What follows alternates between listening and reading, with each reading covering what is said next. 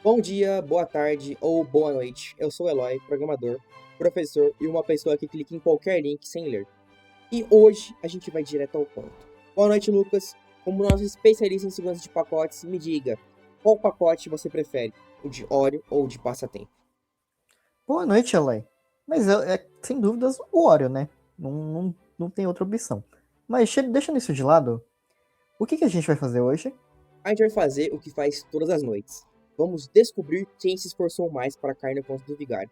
E por isso, hoje, nós vamos ler e analisar relatos de outras potenciais vítimas do ataque norte-coreano que atingiu Axios no final do mês passado. Então, vamos ao que interessa aqui. Ataques visam mantenedores e influentes do Node.js em uma campanha coordenada de engenharia social. Então, aqui a notícia abre um breve resumo daquilo que a gente contou no nosso vídeo da semana passada sobre o ataque do Axios. Então, não vou ler aqui, porque vão lá ver o vídeo, curtem, comentam e deixem o like. Vamos lá. Se inscrevam. Se inscrevam é importante também, é verdade. É bom. A gente precisa crescer para continuar a empresa. Mantenedores de alto impacto do Node afirmam que foram alvos de ataques.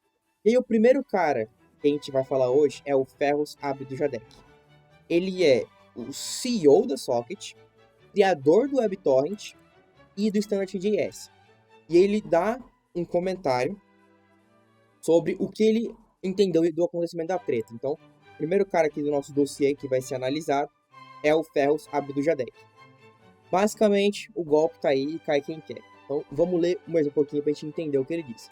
Então, aqui no post do GitHub, onde ele responde a thread original do Jason Steinman, que foi o cara que foi o alvo e que deixou vazar alguns arquivos importantes, ele dá uma resposta aqui.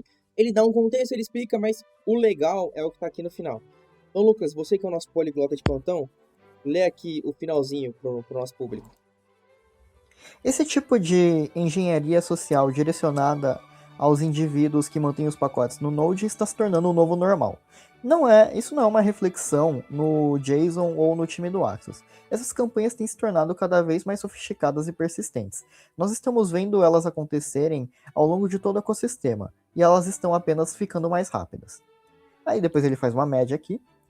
Eu desejo a você e ao time o melhor no que tange a questão de continuar consertando os problemas de segurança que aconteceram aí no Axis. O ecossistema NPM fica cada vez melhor tendo gente como você respondendo dessa forma ao incidente. Então, basicamente, ele falou que o golpe tá aí, cai quem quer. E ele disse que o problema não é só a pessoa cair no golpe, é que o golpe tá ficando cada vez mais difícil de não cair. Então, essa foi a participação do Ferros. Basicamente é isso, ele não tem muito para agregar, ele só queria participar sobre, porque ele é uma parte fundamental dessa comunidade. E ele achou que a informação dele era importante, e realmente era. Ele dá uma visão de quem tá no mercado, realmente. Os golpes têm ficado mais influentes, mais difíceis de não cair. E aí, alguns das supostas vítimas, vieram a público falar que tentaram atacar eles, mas não funcionou. O primeiro foi o Jordan Herbent, aqui o Jordan. Depois foi o John David Dalton. John David Dalton. Bonitinho. E o Wes Todd. Wes Todd. Ambos foram alvos. E aqui a notícia ela descreve quem é quem. Então, o Harbent é membro da TC39. Ele mantém centenas de polífilos esquemas por ECMAScript. ECMAScript. Isso, ECMAScript. Pra quem é burro como eu, que não consegue nem ler, Lucas, explica pro povo o que é. O ECMAScript é o outro nome que você tem para o JavaScript. O TC39 é o comitê que desenvolve o JavaScript. Eles que fazem o texto de todas as novas versões ali do JavaScript. Então eles que são a alta cúpula que decide o que sai e o que não sai, né? Basicamente. Isso aí. O Isso mesmo. Dalton é o criador do Lodash. O que é o Lodash, Lucas, pra quem não sabe? O Lodash é uma biblioteca de funções utilitárias diversas ali, por exemplo, manipulação de string, manipulação de array e etc. ali. É um Então só. canivete suíço, né? É, o básico, né? Importante pra quem usa. Então só esses dois nomes por mês atinge bilhões de arquivos. Imagina se um desses caísse. E o terceiro que a notícia diz que foi um cara que foi atacado foi o Wes Todd, que é membro do Express TC. e do grupo de trabalho de pacotes do Node. Também confirmou que foi alvo do ataque. Esses 3 era só para saber qual que era o tamanho da importância deles, mas eles não disseram mais nada. Eles falaram, a gente também foi alvo e a gente não quer entrar em detalhes. Bem, direito deles. Mas quem que foi o cara que deu aquela entrosada maior e que deu uma explicação foi o Matthew Polina, que quem conhece. E ele é cofundador e CTO da Platformic, presidente do comitê técnico da direção do Node e principal mantenedor do FastPy, Pinot e Ansi. Revelou em 2 de abril que também foi alvo dos ataques, onde ele expressou sua opinião no Twitter, novo X, onde ele diz: acabei de saber mais detalhes sobre o ataque do Axios e tentaram me hackear também, não funcionou, mas minha nossa. E aí o Jordan, né, ele dá aquela entrosada e diz que também foi alvo. E aqui que é o legal, é que o Matthew, ele explica mais ou menos o que aconteceu. E a primeira coisa que aconteceu com ele foi: ele descreve que ele teve contato inicial com uma mensagem no Slack de uma empresa que parecia legítima. E a empresa que foi atrás dele, essa aqui, a OpenFort, realmente, a gente analisando aqui de forma rápida, a empresa parece ok. Ela tem um número de funcionários, ela tem bastante seguidores, ela tem uma data, uma empresa de software, uma descrição pequena. Lê a descrição aqui, Lucas, para quem não tá ligado no que é. A OpenFort é uma solução de infraestrutura de carteira que ajuda as empresas a construírem para uma economia de stablecoins sem vendor lock-in e garante que elas irão do 0 ao 1 em menos de uma semana. Então, basicamente, parece, né, uma empresa séria. O que você acha, Lucas? Parece Não é. real, né? Não é lá uma grande empresa, mas tem poucos funcionários, mas parece uma empresa de verdade, assim, né? Não, ela tem vários dados que colaboram, né? Realmente, É uma supostamente. startup, né? Você diria que isso é uma startup, isso daí. Então, aí ele disse que pareceu legal, não pareceu tão maluco, que é aquelas empresas que vão atrás de possíveis clientes individualmente.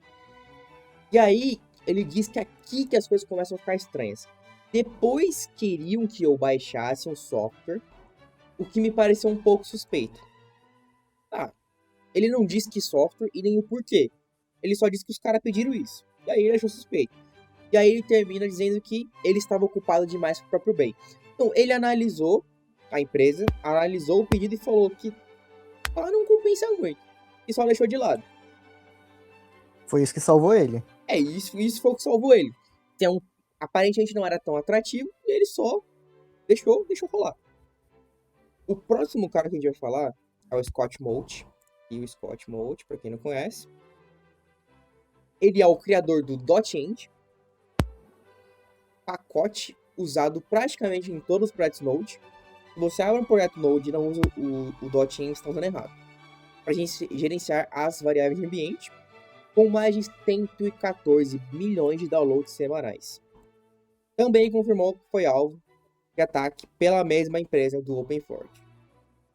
E aqui ele traz uma informação nova, Lucas, que é não só a empresa OpenFort, mas ele traz esse nome aqui, Joan Alavedra, que também tem um perfil no LinkedIn. E aqui que começa a ficar estranho, não começa?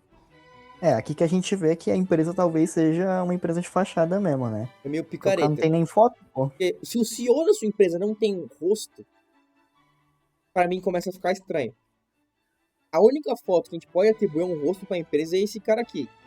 Poderia E a gente nem ser, sabe se é ele. a gente não sabe. Até ele tem uns posts. O mais impressionante é que esse Exposed foi no começo do mês. E tanto o perfil da OpenFort no dia 16 de abril, quanto o do John Alavedra, tá no ar. Não foi hackeado e nem fechado pelo LinkedIn. Tá tudo aqui. Mas não vem ao caso, né? Então fiquem cientes de que o golpe provavelmente ainda está acontecendo com outras pessoas. E para fechar, o nosso cara aqui, o nosso último alvo foi Ulisses Gascon, colaborador e responsável pelo lançamento de versões do Node, membro do comitê técnico do Express e do comitê técnico do Lodash e colaborador do grupo de trabalho de segurança do Node.js. Também confirmou que foi um alvo. Então aqui, ó, a fotinho dele pra vocês saberem quem é. Só que em vez dele contar a historinha, como ele foi alvo, ou então só falar que ele também foi alvo, o cara quis ser diferentão. e ele diz: esta campanha é gigantesca e um ótimo lembrete que por trás das suas dependências de código aberto favoritas também existem pessoas. Disse o mesmo no X, antigo Twitter. Então, Lucas, o que você acha disso? Eu acho que ele tá lembrando, né, do fator humano atrás das dependências, né? Mas não adicionou muito pros casos aqui, né? Que a gente Não, tá estudando. não, nem de longe. Ele só disse que programadores também são pessoas. Tenham empatia. Então, mais empatia, por favor. Ulisses Gascon, 2026. Então, para fechar essa primeira parte, esses são os relatos. Considerações finais, Lucas, do que a gente viu até o momento. É bom lembrar sempre que de seguir o conselho do Ulisses aí, que sim, atrás de toda linha de código tem uma pessoa. Então vamos lembrar de ter mais empatia quando essas situações acontecem. Bom, então essa é a parte um. Na parte 2 a gente vai ler mais relatos, que aí a coisa começa a ficar estranha. Então, uma boa noite a todos. Muito obrigado pela participação, Lucas. Até a próxima. Até.